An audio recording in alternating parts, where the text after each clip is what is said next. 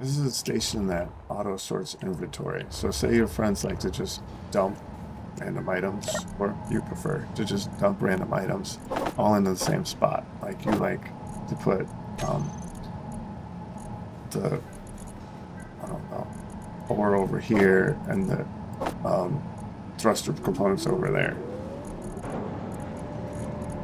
or ingots over there. And where they're supposed to be is in the large cargo containers. This splits them up into ore and ingots, and then not ore, so everything that's not ore and ingots.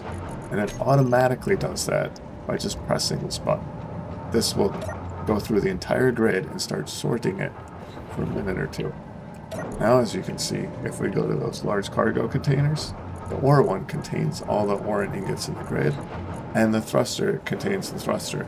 The reason it's flashing like that is this enters an infinite loop that Keen decided they won't fix, but this sorting thing will automatically turn it off after these timers finish. So as you can see, in 30 seconds, that flashing is going to stop, and your grid will remain sorted. And so this uses something called conveyor counting to do the sorting. And to explain that, I broke this grid down into just the conveyor tubes. So here you can see this is the large grid for the ore, maybe, or the ingots. And if it is the ore and ingots, then we count the grids in order to pull from. So this way, it pulls from everything that's closer than the loop to itself. So to count the grids to itself, it's 1, 2, 3, 4, 5, 6, 7, 8.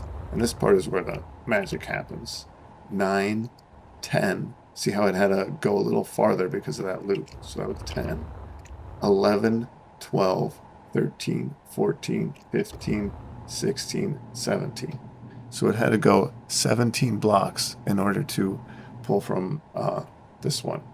Where if it wanted to pull from that other grid, it's 16 blocks because of that loop back. Remove one of the blocks, which means it's going to pull from every other block in the grid before it starts its infinite loop of just pulling from the same block again and again. This lets it sort any block in the entire grid, which is great for official servers because it doesn't use any scripts. So thanks for checking it out.